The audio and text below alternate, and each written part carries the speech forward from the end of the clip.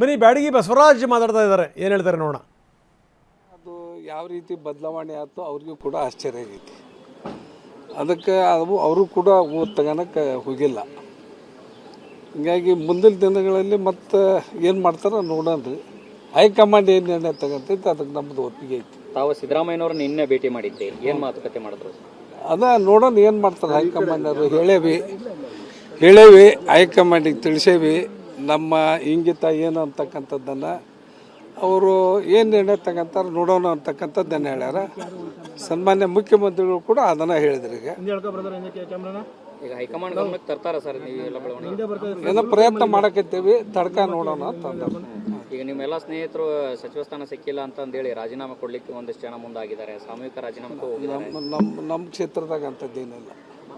ನಮ್ಮ ಕ್ಷೇತ್ರದಾಗ ಅಂತ ನಿಮ್ಮ ನಿರೀಕ್ಷೆ ಇದೆಯಾ ಸರ್ ಹೈಕಮಾಂಡಿಂದ ಒಂದು ಶುಭ ಸಂದೇಶ ಬರ್ಬೋದು ಅಂತ? ಆಶಾಭಾವನೆ ಇಟ್ಕೊಂಡವ್ರು. ಕಾರಣ ಏನು ಅಂತ ಅದು ಏನು ನನಗೆ ಮಾಹಿತಿ ಇಲ್ಲ. ಅದು ಹೈಕಮಾಂಡಿಂದ ಬಂದಿರ್ತಕ್ಕಂಥದ್ದು.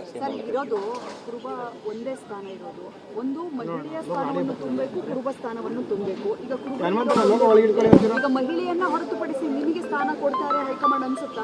ಅದಿಲ್ರಿ, ಹೆಣ್ಮಕ್ಳು ತುಂಬಲೇಬೇಕು ಮಹಿಳೆಯನ್ನು. ಮತ್ತೆ ಬೇರೆ ಯಾರನ್ನಾರು ಚೇಂಜ್ ಮಾಡಿ ಕೊಡ್ಲಿ ಅನ್ನುವಂತ ಅದು ನಮಗೆ ಮಾಹಿತಿ ಇಲ್ರಿ. ಮಾಹಿತಿ ಓಕೆ.